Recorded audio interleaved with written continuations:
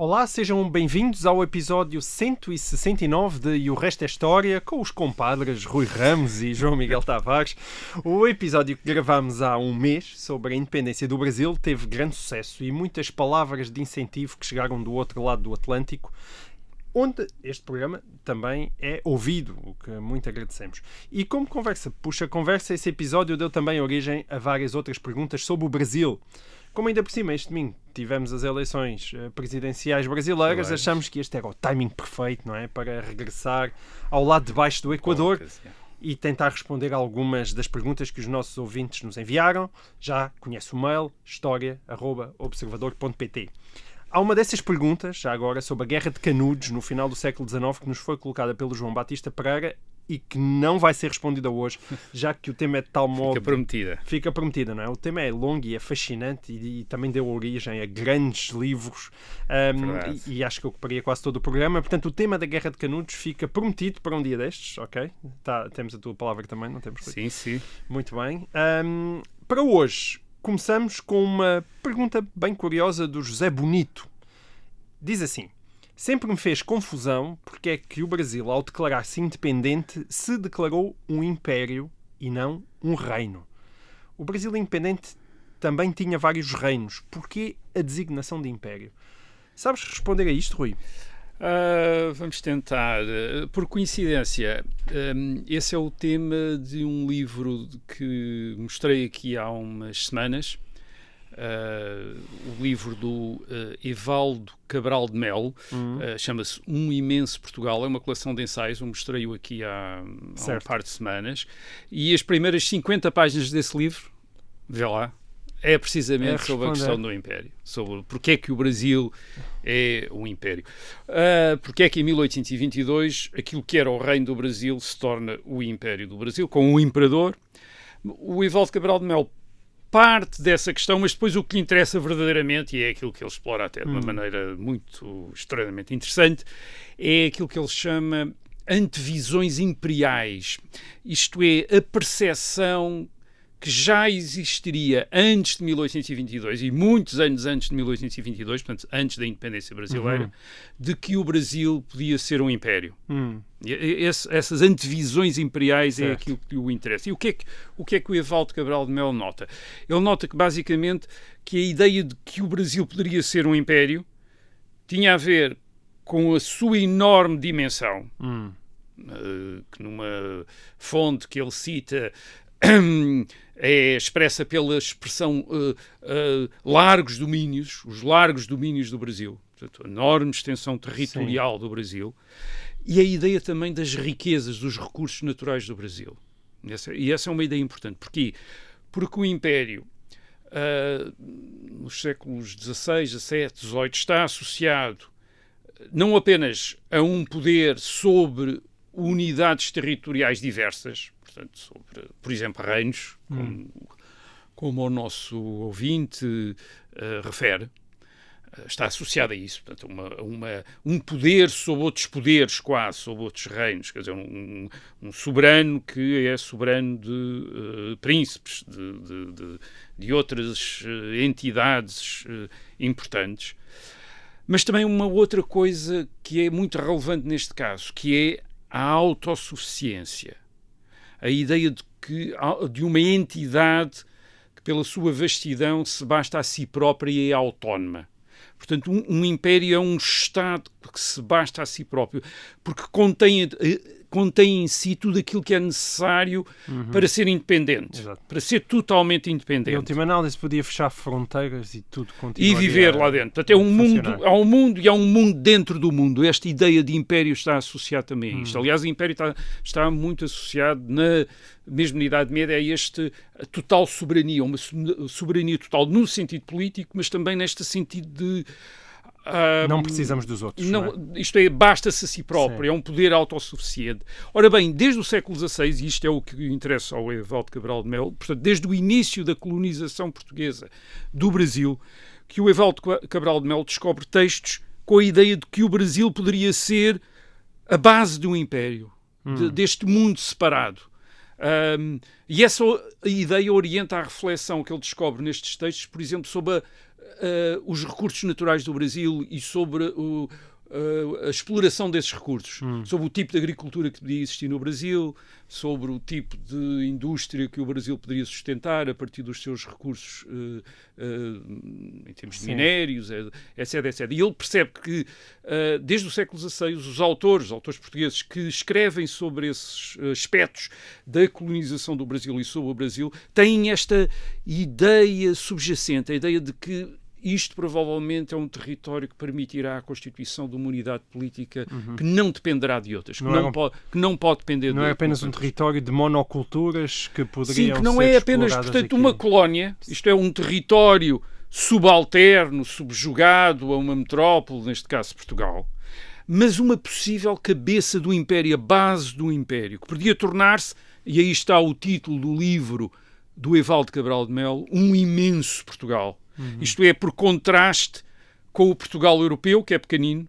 Portanto, o Brasil pode libertar Portugal da sua pequenez europeia e constituir este imenso Portugal, este Portugal autónomo. Este Portugal pode ser uma força mundial, como nunca poderá ser o Portugal que está na Europa, sujeito à influência das outras grandes potências europeias, a Espanha, a França, a Inglaterra, que constantemente influenciam, limitam, determinam a política portuguesa. No Brasil, Portugal pode-se libertar disso tudo, portanto, dessa sua pequenez europeia e dessas suas limitações europeias e tornar-se este grande Portugal, este Portugal império. E claro, quando a corte se transferiu para o Rio de Janeiro, esse sentimento ainda foi amplificado. É notório. Isto é, no princípio do século XIX, quando a corte está Lisboa passa para o Rio de Janeiro, com as invasões francesas, a ideia de que Portugal pode ser a base de uma monarquia portuguesa que finalmente pudesse libertar-se da influência das outras potências europeias, que pudesse até, e é uma comparação muito curiosa, tornar-se uma espécie de império da China. Isto é, este Império mundo da China. Esta China que é vista no fim do século XVIII, princípio do século XIX, como este mundo autossuficiente à parte. Isto é, que não é influenciado do exterior, que vive sob si próprio, quer dizer, com os seus costumes, com uma cultura autossuficiente, com uma economia autossuficiente, impermeável às pressões externas, isto é, entra e sai quem o imperador e os seus mandarins decidem. Esta ideia, de repente, pode haver uma China portuguesa ali na América, quer dizer, que poderia ser Mas isso era mesmo uma expressão que era utilizada. É, exato, é uma expressão que aparece, esta ideia da China, quer dizer, isto poderia ser uma China aqui, podemos arranjar aqui uma China. Também com a ideia de que, para completar, há um problema ali no Brasil, que é a população, que eles pensam que nunca é suficiente como a do Império Chinês, e portanto também aparece a ideia de que poderem talvez importar a população da China, portanto literalmente ter aquilo tornar-se mesmo uma China nem mais do que um sentido. Isto é expresso, no entanto, antes de 1822, pela elevação do Brasil, não em Império, mas a reino, a partir de 1815, torna-se um reino, o Reino do Brasil, que faz parte do Reino Unido, Portugal, Brasil e Algarves. Agora, como é que em 1822, quando se separa de Portugal, de repente se torna um império? E para se convencer da sua própria independência? Portanto, vamos admitir que o Evaldo Cabral de Melo tem razão nesta espécie de antevisão imperial desenvolvida ao longo da história da colonização portuguesa do Brasil desde o século XVI, isto é, desta antevisão do Império, e que essa antevisão do Império possa ter influência em 1822 na escolha na definição do novo Estado independente como um Império, mas parece-me que há outras razões, talvez, eu acaso diria, mais relevantes em 1822 para a opção pelo Império em vez da opção do Reino do Brasil. Isto é, de repente o Brasil ter se tornado um reino, em vez de se tornar um Império. E a mais importante razão parece-me ser esta. Em 1822, o príncipe Dom Pedro, o príncipe herdeiro da coroa portuguesa, que está no Brasil como regente e governador do Brasil e que assume a liderança do processo de separação do Brasil em relação a Portugal, o príncipe Dom Pedro pode contar com alguma fidelidade dinástica no Brasil, isto é, de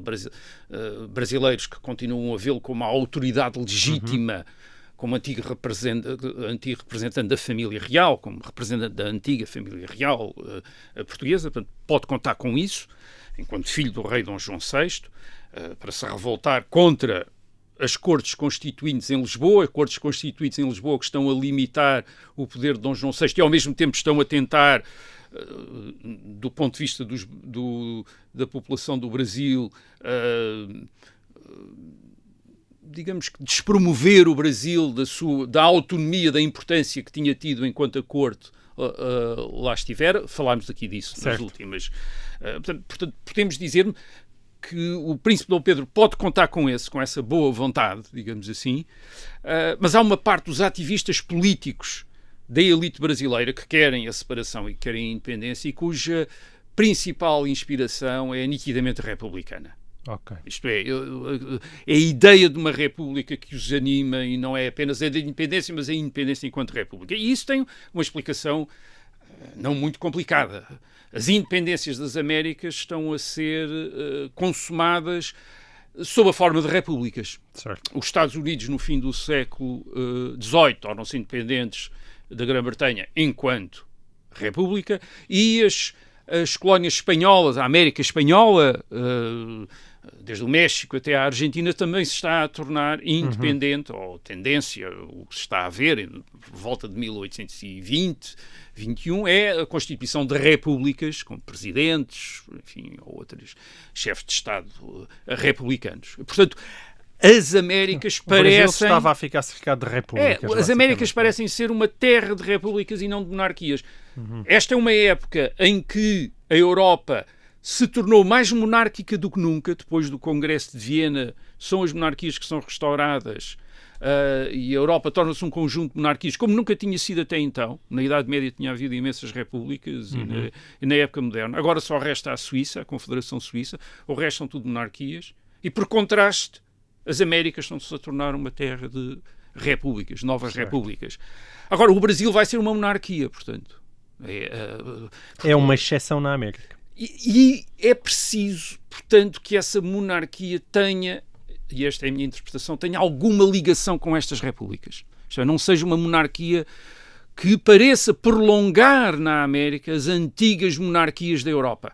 Isto é, tem que ser uma monarquia nova. E o Império está mais próximo disso? E o Império está mais próximo disso do que um reino. Porquê? Porquê? Porque o Império é uma forma de governo monárquico, portanto, é uma forma de governo monárquico, tal como um reino, com um rei, mas é uma forma de governo monárquico que pode evoluir e que tinha evoluído na história em vários casos, a partir de uma república. Isso tinha acontecido na Roma Antiga, que era uma república, com o Senado e as Assembleias Representativas, e que depois tinha evoluído para um império, quando Augusto, por volta do século I antes de Cristo, se torna aquilo que nós chamamos de imperador, na época chama-lhe um príncipe no Senado, isto é uma espécie de primus inter pares, e o título de imperador é sobretudo um título militar, é uma espécie de título como comandante.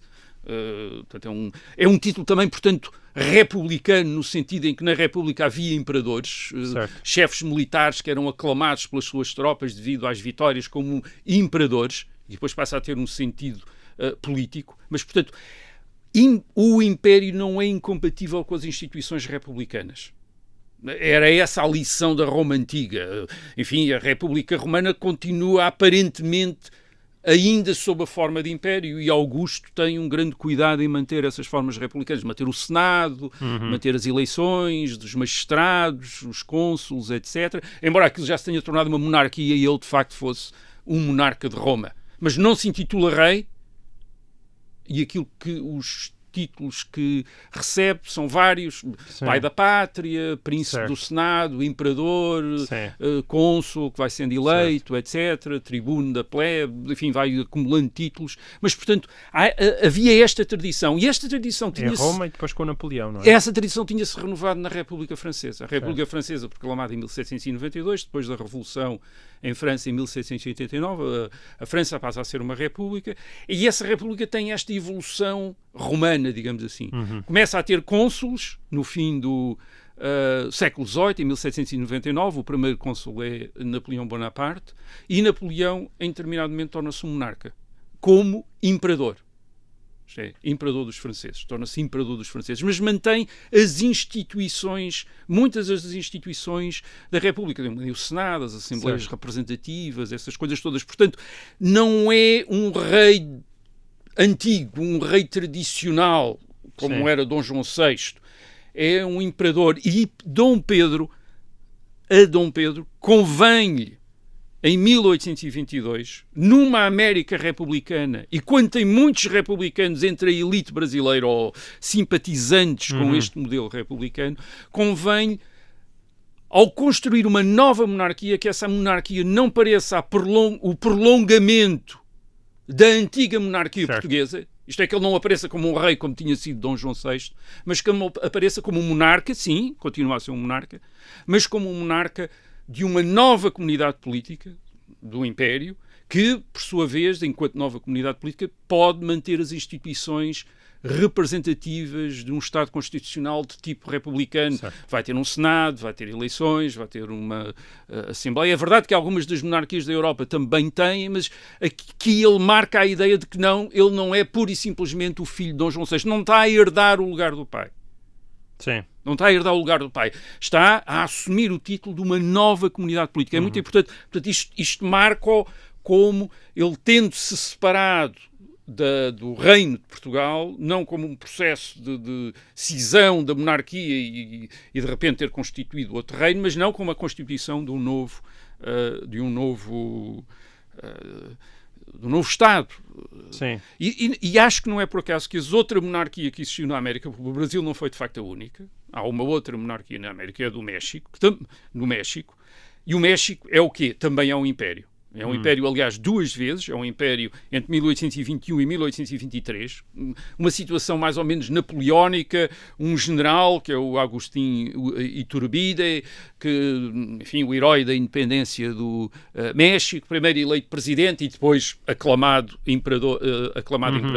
E depois, mais tarde, em 1864, 1867, isso é uma história que não vamos contar aqui, o México volta a ser um império sob a direção de um príncipe da família de Habsburgo, Maximiliano, mas é um império, nunca é um reino, quer dizer, nunca é um império. É que acabaram mal, não é? Sim, os dois imperadores do México acabaram os dois fuzilados, curiosamente.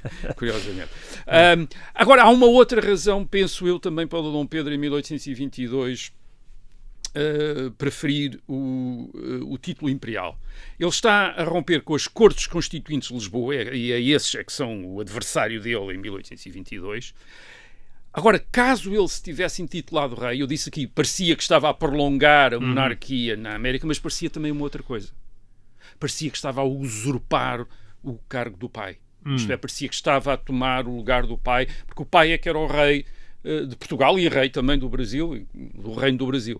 Isto é, se Dom Pedro se tivesse intitulado rei, parecia nitidamente que a separação do Brasil era um caso de usurpação. Aliás, nas cortes em Lisboa já tratam Dom Pedro como usurpador, já o acusam de ter usurpado o lugar da monarquia, mas isso ainda se tornaria mais evidente se ele por acaso tivesse declarado rei. Portanto, o império também é um título diferente que lhe permite assinalar não apenas que é um monarca de um país novo, de um novo Estado, mas que não está a disputar a coroa ao pai. Isto está a respeitar, digamos, o pai. Aliás, o pai depois, em 1825, quando se reconhece a separação do Brasil, o Dom João VI torna-se também imperador do Brasil, quer dizer, assume também o cargo imperial para ele. Isto é, Dom Pedro reconhece-o também como imperador do Brasil. E, portanto, continua a ser rei de Portugal e imperador do Brasil. Mas acho que também era também importante para Dom Pedro dar esta nota de que ele não está, por simplesmente, a disputar o lugar do pai. À cabeça da monarquia portuguesa, está a fazer um Estado diferente, está-se a pôr à frente um Estado diferente. Bom. E o título de imperador e a natureza de império também é importante por isso. Muito bem. O que há no nome, perguntava o Sr. William Shakespeare. Pelos vistos há mesmo muita coisa há sempre no nome. Muitas coisas nos nomes. Muito bem. O ouvinte Rui Correia enviou-nos uma observação muito pertinente sobre o tal programa de há um mês. Diz ele: no vosso programa sobre a independência do Brasil, referiram que as guerras pela independência nas colónias das Américas essa independência foi essencialmente conduzida por crioulos, ou seja, acrescento eu, por descendentes de europeus, mais ou menos miscigenados, que se fixaram nesses países. E diz o ouvinte Rui Correia, gostava de saber as razões por que a colonização em África não teve o mesmo perfil. Exceto talvez na África do Sul, mas em contexto totalmente diferente. Que razões históricas, por detrás da colonização em África, não permitiram que o mesmo acontecesse? É uma ótima pergunta, Rui. Até tenho inveja de não me ter lembrado dela. É uma ótima pergunta. De facto, as independências da América no princípio do século XIX e as independências em África nos meados do século XX são, de facto, bastante diferentes. Totalmente diferentes, de facto. Totalmente, não diria, mas bom, bastante totalmente diferentes. No sentido são de quem as diferentes. liderou, não é? Basicamente, nas Américas são, de facto, os colonos europeus ou os seus descendentes, no caso da América Espanhola, os chamados crioulos, que é o sentido que o termo tem na América Espanhola. São eles que lideram e protagonizam a independência e não as populações antigas, mais antigas, os chamados índios, como foram chamados a partir dos séculos XV a XVI. Aliás, isso dá, por exemplo, no caso dos Estados Unidos, só para terem noção disso, o primeiro nativo americano, vamos chamar nativo americano, que é assim que nos Estados Unidos Native Hoje American chamam estas populações, o primeiro nativo americano a ser eleito para o Congresso dos Estados Unidos foi-o em 1893, portanto, mais de 100 anos depois da independência dos Estados Unidos. Na África do século XX, meados do século XX, depois da Segunda Guerra Mundial, essencialmente, pelo contrário, são as populações, digamos que lá estavam antes da chegada dos europeus, que lideram e protagonizam, ou os seus descendentes, que lideram e protagonizam as independências. As únicas exceções, como o ouvinte notou, é a África do Sul e também a Rodésia, o atual Zimbábue, chamado Rodésia nos anos 60, em que aí, nesses dois casos, a Rodésia e a África do Sul são os descendentes de europeus, como nas Américas do século XIX, que lideraram a independência em relação às experiências europeias nos anos 50 e 60, e sobretudo nos anos 60. Mas significativamente esses novos países, quer o Zimbábue, quer a antiga Rodésia, a atual Zimbábue, quer a África do Sul, foram acusados de ter, quando estiveram com essas independências dirigidas por descendentes de colonos europeus, foram acusadas de ter regimes racistas, isto é como se... E partiu-se quase do princípio que a verdadeira independência desses países é quando as maiorias negras, nativas, assumem o poder político, no caso da Rodésia, Zimbábue, em 1980, e no caso da África do Sul, nos anos 90, em 1994, enfim, de alguma maneira, quando Nelson Mandela se torna presidente da África do Sul. Mas porquê é que isto aconteceu? Isto é porque é que as descolonizações da América no século XIX e da África no século XX são tão diferentes? A resposta é bastante óbvia. As descolonizações são diferentes porque as colonizações também tinham sido muito diferentes. A colonização das Américas não é igual à colonização da África, ou das Áfricas, se quiserem também, porque também as Áfricas também são muito... A África Norte do Saara, a Sul do Saara também é muito diversa. As Américas, quando chegam, quando estou a dizer as Américas, América do Norte, América Central, América do Sul, as Américas, quando chegam ao momento das independências, fim do século XVIII para a América Britânica, princípio do século XIX para a América Espanhola, essas Américas têm quase 300 anos de colonização europeia, desde o século XVI. Os europeus estão lá e que estão no século XVI, mas sobretudo no século XVII e XVIII, grandes quantidades de população europeia atravessa o Atlântico e fixa-se quer na América do Norte, quer em muitas regiões da América Central e do Sul. Portanto, há grandes massas de povoamento europeu e mais, estas populações europeias são, em geral, muito mais numerosas do que as populações, vamos chamar-lhe, nativas ou indígenas. E porquê? E isso tem uma razão, há várias razões para isso, não apenas pela quantidade enorme de europeus que vão para as Américas, mas atraídos por várias coisas, pela possibilidade de começarem de novo, enfim, aqueles grandes territórios riquezas, da América do Norte, mas também pelas descobertas, sobretudo de minérios na América do Sul, no caso da América Espanhola, a prata, no caso do Brasil, o ouro, no século XVIII, portanto, atrai grandes quantidades de gente. Portanto, não apenas por ter vindo uma grande migração europeia, mas também porque esses europeus, uma das coisas que trouxeram foram doenças a que as populações indígenas não estavam com as quais as populações indígenas não tinham contactado antes e que ocasionaram mortandades enormes entre essas populações. Por exemplo, a varíola. A varíola dizimou uma grande parte da população das Américas no século XVI, porque era uma doença que os europeus estavam, digamos, habituados, era uma endemia na Europa e era uma doença nova nas Américas. Enquanto na África, estando menos isolada do continente europeu, isso sentia menos? No caso da África é diferente. No caso Era da ao África, contrário. as doenças que lá existiam eram muito mais estranhas para os europeus, como por exemplo as malárias, e faziam que a costa da África, até quase ao fim do século XIX, tivesse a reputação de uma costa mortífera. Certo. Não é... o que tu estás a dizer, na verdade, é que foram os vírus e as bactérias que decidiram as diferentes colonizações. Ajudaram muito. E o resultado é este. Por exemplo, em 1800, princípio do século XIX, os Estados Unidos, estima-se, isto é tudo estimativas, porque os recenseamentos, sobretudo aqueles que dizem respeito à população indígena, obviamente não são muito exatos, mas estima-se que as populações nativas nos Estados Unidos, enfim, fossem à volta de 600 mil pessoas. Nos Estados Unidos da América. Nos Estados Unidos da América, 600 mil pessoas. Nativo-americanos. Perante cerca de 4 milhões de europeus e descendentes de europeus. Já estavam em minoria. Não é? E mais quase 1 milhão de escravos negros trazidos da África. Portanto, os escravos eram mais eram muito mais do que a população nativa. E depois havia também mais uns 100 mil africanos livres. Portanto, as nações, aquilo que se chamava as nações índias, para usar os termos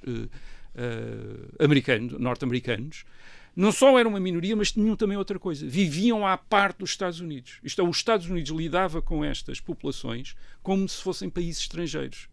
Embora eles estivessem dentro dos Estados Unidos, do território sobre o qual os Estados Unidos reclamava soberania em relação a outras potências, os Estados Unidos tratavam-os, portanto, tinha tratados diplomáticos com estas nações, até 1871, portanto, eles são tratados como nações independentes. Eles são referidos, aliás, como the First Nations, quer dizer, as nações independentes, e são tratados como isso. E isso explica uma outra coisa. Até muito tarde, eles não são cidadãos dos Estados Unidos. Só em 1924 é que os Estados Unidos decidem dar cidadania norte-americana dos Estados Unidos a todas as populações dos nativos, isto é, as populações nativas. 1924. Em 1924. Até 1924 eles são estrangeiros que vivem dentro dos Estados Unidos. Há menos de 100 anos. Portanto, há menos de 100 anos. Exato, há menos de 100 anos. São estrangeiros que vivem dos Estados Unidos em territórios demarcados e com o qual os Estados Unidos têm tratados diplomáticos, quer dizer, para reconhecer os seus territórios, têm as suas leis, têm os seus costumes,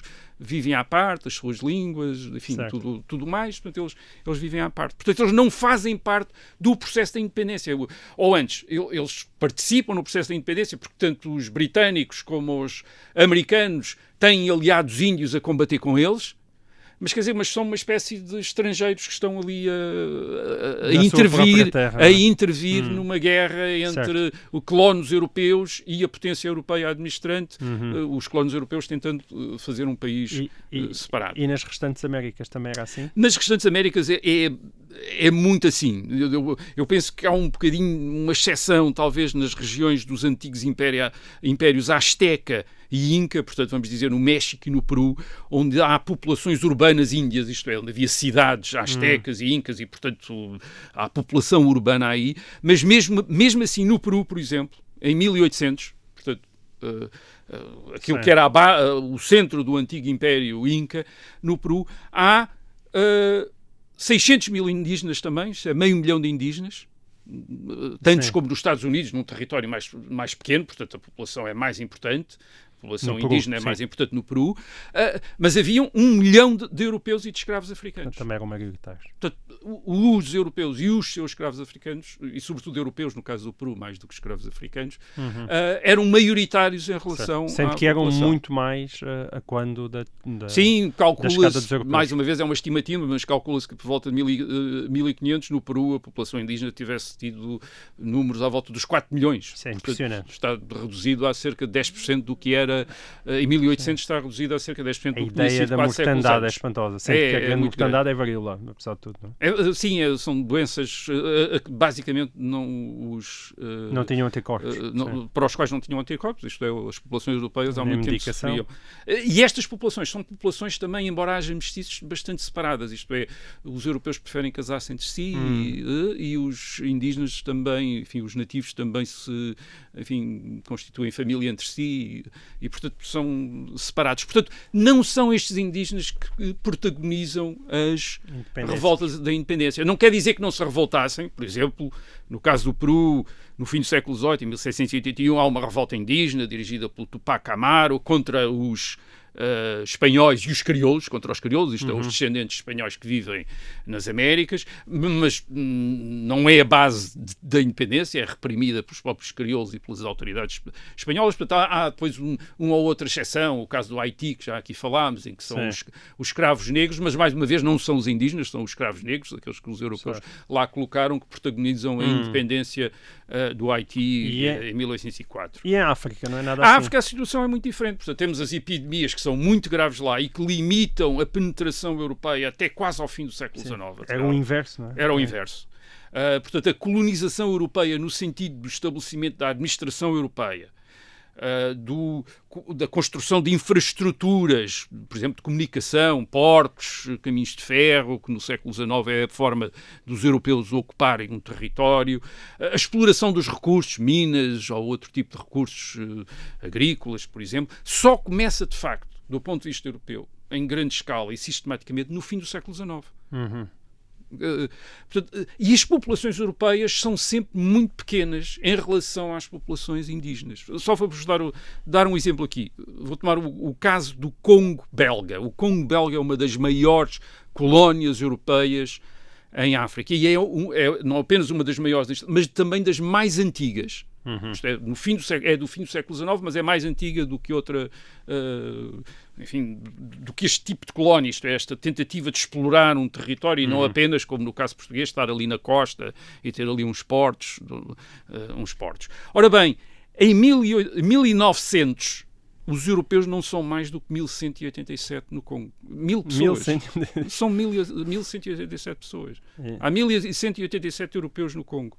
Quando passamos para 1950, 50 anos depois, portanto, 50 anos de colonização, de administração, construção de infraestruturas, exploração de recursos, os europeus são 39 mil. Há 39 mil europeus no Congo. E os nativos? 12 milhões. Pois. Lembrem-se dos números de 1800.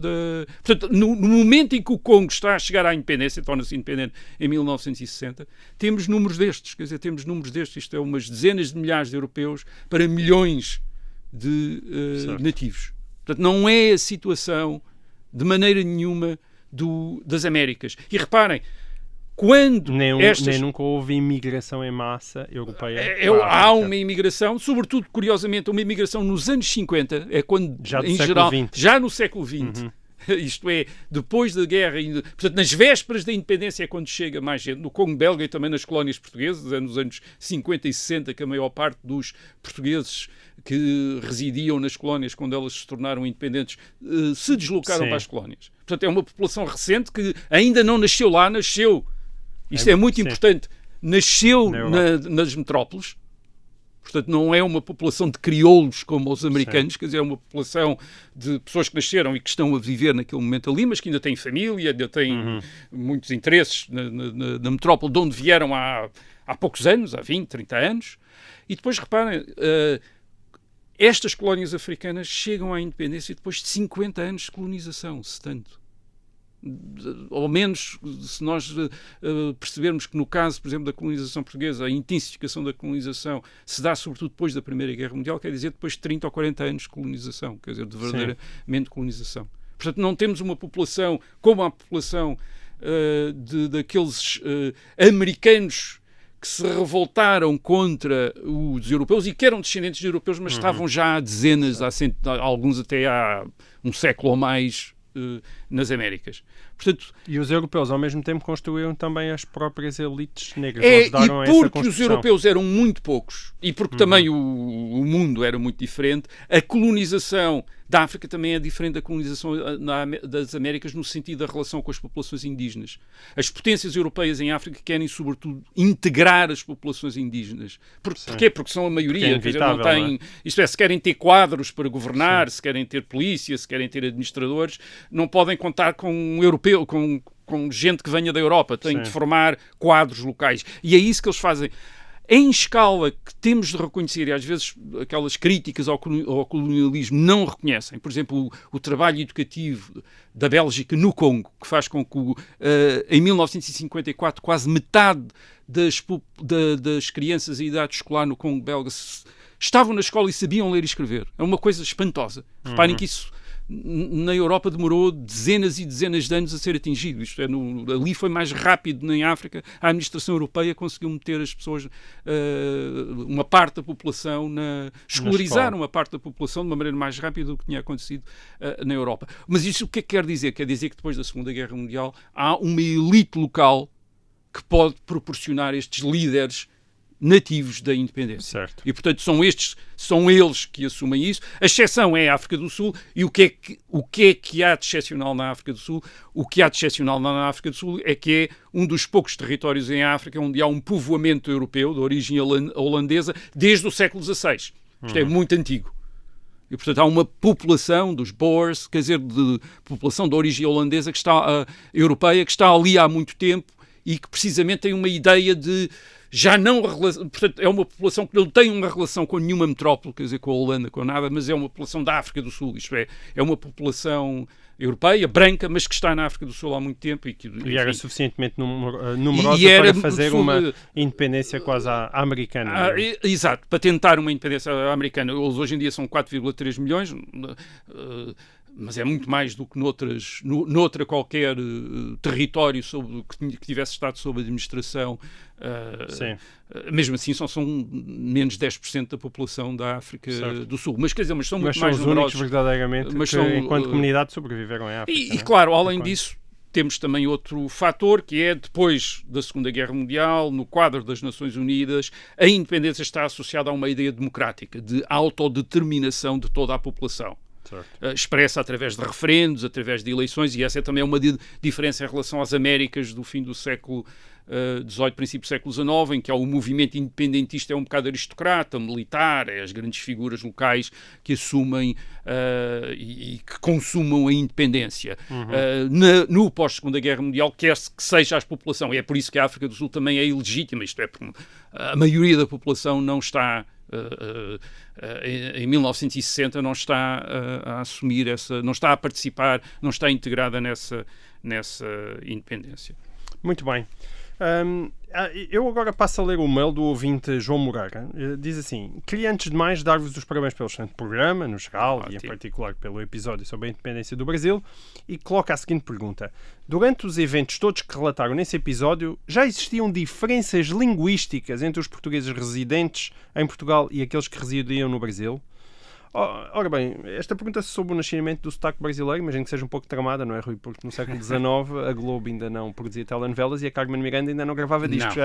Há resposta para esta questão do sotaque a partir de fontes escritas? De alguma maneira sim, até porque há muito tempo que os linguistas, os historiadores da língua também, aprenderam a partir das fontes escritas a tentar, não vou dizer adivinhar, mas a tentar determinar qual seria a pronúncia da língua que está escrita. E porquê? Porque a escrita é afetada pela oralidade. E inicialmente sob a forma de lapsos e de erros, mas que depois se acabam a tornar a norma, e portanto é possível perceber como é que, por exemplo, os portugueses, enfim, algumas características da pronúncia portuguesa na Idade Média a partir da maneira como o latim, por exemplo, é escrito, dos erros que os escribas portugueses dão ao escrever em latim e que tem a ver com a maneira como eles falavam já uma língua nova latina, uma língua derivada do latim, e portanto que é um conjunto enorme de como não falar latim, quer dizer, portanto, o português é isso, quer dizer, é esse o latim errado, e portanto há uma arte, quer dizer, há uma ciência de, a partir do texto escrito, perceber como é que uma língua pode ser pronunciada. E depois há uma outra coisa, quer dizer, quando chegamos a meados do século XIX, já é notório, enfim, há depois referências claras à diversidade das maneiras de falar de Portugal e o Brasil, e obviamente elas não tinham surgido na véspera, portanto já deviam existir no princípio do século XIX. Só aqui uma nota, nós vamos falar agora a seguir de um sotaque brasileiro, mas não há um sotaque brasileiro, há sotaques brasileiros.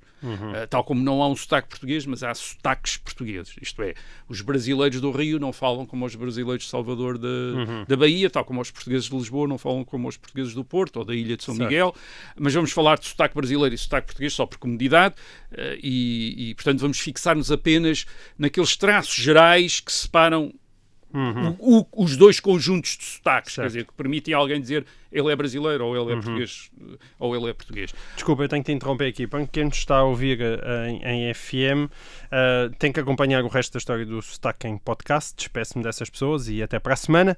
De resto, quem está em podcast vai poder continuar a apreciar as tuas explicações. Força, Rui.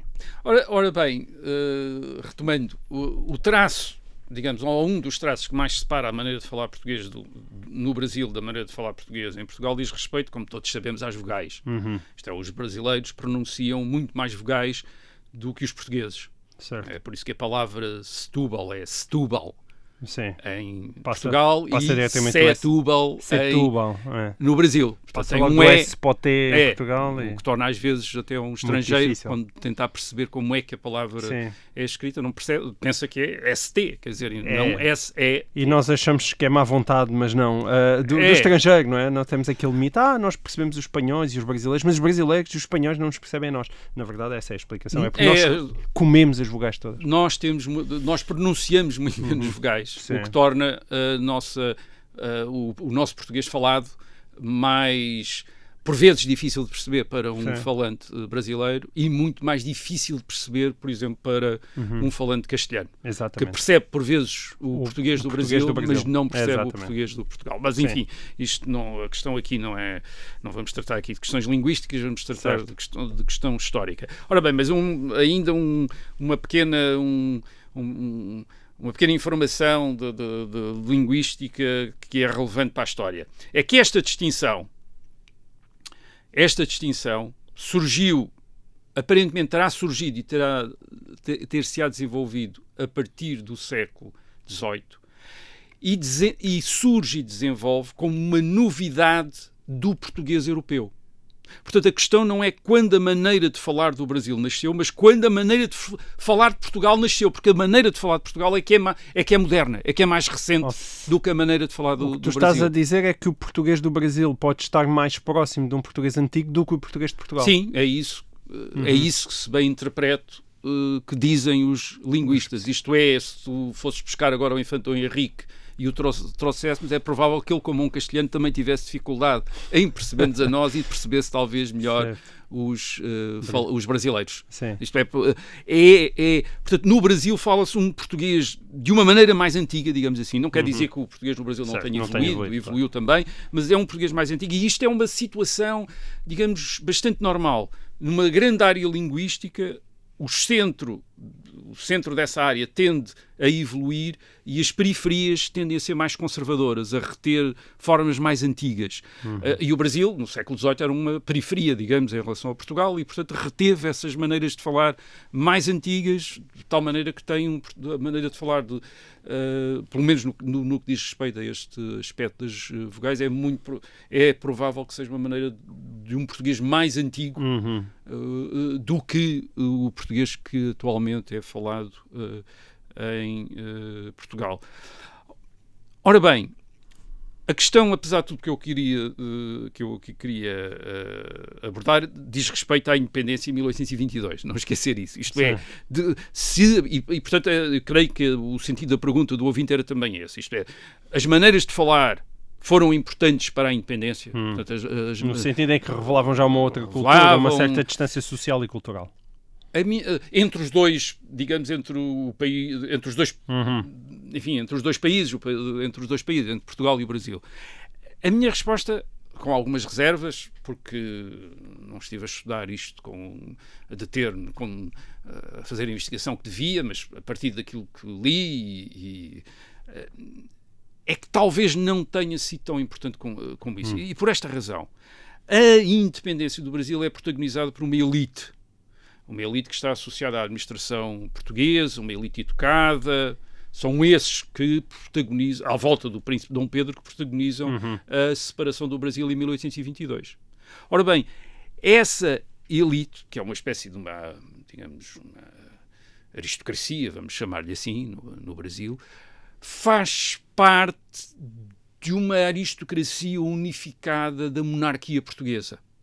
Por exemplo, aqueles que têm educação universitária adquiriram essa educação universitária em Coimbra. Vinham para Portugal estudar. Certo, como vemos no nos século romances do XVIII, século no princípio do século XIX. A grande educação, não é, das elites brasileiras tinha que ser feita no continente, na metrópole. Portanto, vinham para a metrópole. Eu vou dar um exemplo. José Bonifácio de Andrade e Silva. José Bonifácio de Andrade e Silva é o pai da independência brasileira. Portanto, é considerado o patriarca da independência brasileira. É um dos grandes conselheiros do príncipe Dom Pedro em 1822 e, portanto, é, digamos, é considerado o grande fundador, verdadeiramente o fundador do Brasil, até por uma tradição republicana, como às vezes não gosta de Dom Pedro e, portanto, fixa-se no José Bonifácio. Agora, o José Bonifácio nasceu no Brasil, nasceu em Santos, em 1763. O pai dele já tinha nascido no Brasil, o avô tinha nascido em Portugal, portanto ele era neto de um português nascido em Portugal, mas portanto nasceu no Brasil em 1763. Mas o que é que acontece ao José Bonifácio? O José Bonifácio de Andrade e Silva, aos 20 anos, em 1783, sai do Brasil para vir estudar para a Universidade de Coimbra, onde aliás mais tarde se vai tornar professor. E o José Bonifácio de Andrade e Silva vai ficar em Portugal até 1819. Portanto, ele regressa ao Brasil. Ele regressa ao Brasil quando tem 56 anos. Portanto, passou 36 anos em Portugal. Já tinha passado o dobro de tempo em Portugal do que no Brasil. No Brasil. Ou seja, é muito provável, portanto, que a maneira de falar do pai da independência brasileira, do José Bonifácio, não fosse muito diferente da maneira de falar da restante elite portuguesa de que ele tinha feito parte durante quase 40 anos. Aliás, tinha feito parte no sentido até que tinha combatido nas invasões francesas. Portanto, esteve no exército português a combater contra os franceses. Portanto, tinha estado aqui um patriota português, etc. E depois, em 1819, vai para o Brasil e naqueles 3 anos, torna-se o pai da independência brasileira. Portanto, é muito provável que esta elite administrativa e política da monarquia tivesse a sua maneira de falar, uma maneira de falar aprendida nas escolas, apurada nas escolas, independentemente dos sotaques que podia trazer de casa, depois trabalhado na escola, na administração, nos tribunais, onde tinham os seus cargos, e perante a qual as outras maneiras de falar do Brasil e de Portugal parecessem maneiras de falar populares ou de província, quer dizer, e não propriamente a maneira de falar de Portugal ou a maneira de falar do Brasil. Portanto, no caso do José Bonifácio, ele devia perceber que havia sotaques da Bahia, havia sotaques do Rio de Janeiro, havia sotaques quer dizer, ele devia ter um seu sotaque, devia ser um português provavelmente de uma maneira de falar muito parecida com a ou se não igual à dos seus colegas portugueses com quem ele tinha trabalhado durante 30 e tal anos, e portanto deveria olhar para aqueles sotaques brasileiros como em Portugal, em Lisboa, se olhava para os sotaques alentejano, transmontano, minhoto. Isto é falares regionais, coisas regionais. E no caso da escrita, tanto em jornais... A escrita para mim é uma das principais sinais disto, é que o português que eu leio na imprensa brasileira no princípio dos anos 20, 1822, 23, e muitos desses jornais estão disponíveis na internet, porque a Biblioteca do Rio de Janeiro e outras instituições têm feito um trabalho de pôr essa imprensa disponível online. Portanto, esses jornais de 1822, 23 têm um português que é igual ao português de Portugal. Quer dizer, não noto... Ao contrário dos dias de hoje. Ao contrário dos dias de hoje, em que se percebe que um texto foi escrito no Brasil e outro em Portugal, não apenas pela ortografia, mas também por diferenças sintáticas, expressões... Não notas diferença Não nota a diferença, e aliás há jornalistas, portanto autores hoje diríamos colonistas, provavelmente, que são importantes no Brasil e depois vêm escrever para Portugal e depois vão para o Brasil. Hipólito José da Costa, que é um grande jornalista português brasileiro do princípio do século XIX, portanto, nascido no Brasil, veio e praticamente não se percebe. Isto é, os jornais dele são lidos em Portugal, são lidos no Brasil, estão escritos exatamente. Aliás, há casos mais tardios, por exemplo, como o próprio Rafael Bordal Pinheiro, que ainda foi humorista no Brasil. Ser humorista, não é? E exercer o humor no Brasil. Muito provavelmente um Brasil que em meados do século XIX, ainda no terceiro quartel do século XIX, quando o Rafael Bordal Pinheiro lá está, ainda é muito mais, digamos, português do que hoje. Exato. Ainda é o Império, ainda não... Já começa a haver uma imigração não portuguesa para o Brasil, isto é, de espanhóis, de italianos, de alemães, mas ainda em uma quantidade menor. E, portanto, a grande imigração é portuguesa, há centenas de milhares de portugueses no Brasil, no Rio, sobretudo nas cidades do Rio de Janeiro, etc. E, portanto, é possível um escritor português chegar lá e sentir-se em casa, como em Lisboa. Já aqui dissemos, depois de Lisboa, a cidade com mais portugueses no fim do século XIX não é o Porto, é o Rio de Janeiro. Quer dizer, e, portanto, um português que fosse para lá, tal como as companhias de teatro iam, os escritores, etc., encontravam uma audiências portuguesas, quer dizer, com uma grande presença social e provavelmente a falar num português. Mas já existiam sotaques populares? Mas já existiam sotaques que deviam vir já de tempos recuados, quer dizer, como equivalente, portanto, os sotaques lentejano, e que por vezes tinham também relações com sotaques portugueses, isto é, no sentido que as populações vindas de Portugal não vêm todas da mesma, para o Brasil não vêm todas da mesma região, e portanto há zonas mais colonizadas por minhotos, mais colonizadas por lentejanos, e os linguistas às vezes descobrem determinadas características da maneira como se fala português nessas uma espécie regiões de arqueologia Brasil, linguística que dá a ideia da origem das populações portuguesas em termos dos dialetos ou de maneiras de falar português, das maneiras de falar. E imagino que já existisse umas piadas sobre isso também, não? Enfim, não sei, talvez não ainda, ou talvez nunca. Agora, portanto, há estas maneiras de falar, já deviam existir, mas talvez não tenham sido tão relevantes como isso para constituir o princípio de uma identidade brasileira oposta à identidade portuguesa, até porque eram também muito variados, tal como eram muito variados os sotaques portugueses. Reparem nisto também, é muito importante. Nós estamos a falar hoje de sociedades que estão muito uniformizadas pela escola e pelos meios de comunicação de massas. Claro. Pela televisão, pela rádio, etc. Portanto, nós temos mais de 100 anos, ou muito mais de 100 anos de escolarização, de meios de comunicação de massa, a primeira rádio e depois a televisão. E, portanto, é provável que uma pessoa chegue a Portugal e ouça poucos sotaques hoje, quer dizer, ou tenha a ideia de uma certa uniformidade, de tal maneira que essa maneira de falar possa ser identitária, isto é, constitua a identidade de um português. Isto provavelmente não era assim há 200 ou 300 anos, quer dizer, quando devia haver as diferenças muito mais marcadas, não só nas maneiras de falar, mas nos vocabulários utilizados, quer dizer, nós vemos os vocabulários associados a atividades rurais, que no Alentejo são diferentes do Norte, isto é, com mais palavras de origem árabe, e no Norte com mais palavras de origem latina, portanto, essas diferenças deviam ser muito maiores. Estou-me a lembrar, por exemplo, de uma fonte de alguém que vai de Lisboa para o norte do país, para o Trás-os-Montes, e chega lá, e portanto nunca lá tinha estado, e depois escreve para Lisboa, e com este comentário diz: as populações aqui desta parte de Portugal falam como os espanhóis, quer dizer, falam, o português deles parece espanhol, quer dizer, parece galego, quer dizer, uma coisa, não parece português. Portanto, para alguém que vinha de Lisboa, aquilo parecia uma coisa muito estranha, quer dizer, a maneira como eles falavam. E, portanto, devia haver uma diversidade muito maior, de tal maneira que se determinar a maneira de falar não constituía a base de uma identidade nacional, isto é, para o todo, porque o todo incluía maneiras de falar muito diferentes. Isto devia ser verdade para Portugal e verdade para o Brasil. Sabes que estas coisas vão e vêm, só por uma curiosidade, o facto da nossa geração ter, por exemplo, um contacto com as telenovelas da Globo que deixou de existir, faz com que, por exemplo, a geração dos meus filhos tenha uma à vontade com o brasileiro, com o sotaque brasileiro, muito menor do que a nossa geração. É muito curioso, as coisas vão Nós e temos vêm. que os interpretar, eu tenho com frequência estar a interpretar certas coisas para os nossos filhos,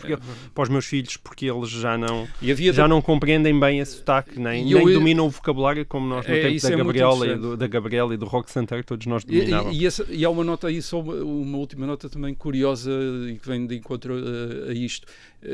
Ainda em 1977, 78, quando veio a Gabriela, salvo em 1977, e depois as outras telenovelas brasileiras, uma das coisas que era muito curiosa nessa altura era populações em Portugal que ainda tinham origens rurais ou que ainda viviam no campo, a ver aquelas telenovelas e reconhecerem termos antigos, que não eram usados nas cidades em Portugal, mas eram usados nos campos. Quer dizer, isto era a maneira de falar, esta era a nossa maneira de falar, a ouvir o brasileiro e a descobrir que isto era a nossa maneira de falar no campo. Quer dizer, e portanto... vai ao encontro da tua tese, não é? Sim. Quem está aqui a ouvir em vídeo ainda tem direito a um pequeno... Eu trouxe aquele livro, há umas semanas atrás, trouxe o livro do Evaldo Cabral de Mel, Um Imenso Portugal, que recomendo imenso, mas quem tenha curiosidade sobre a história do Brasil e não tenha tempo para ler muita coisa, recomendo um pequeno livro, grande livro de um grande historiador. O grande historiador brasileiro é o José Murilo de Carvalho.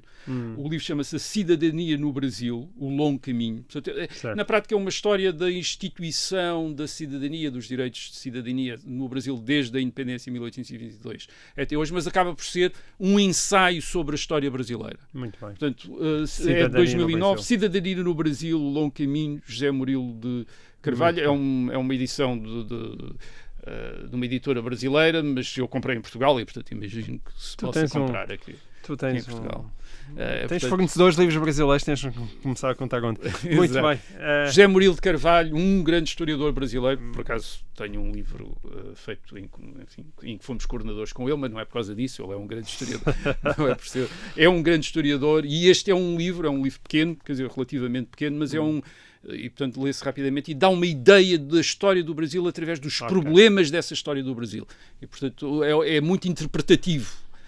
E acho que é uma boa introdução à história do Brasil, que é uma história que aqui em Portugal, a partir do momento da independência, é um bocadinho desconhecida. Desconhecida, é mesmo.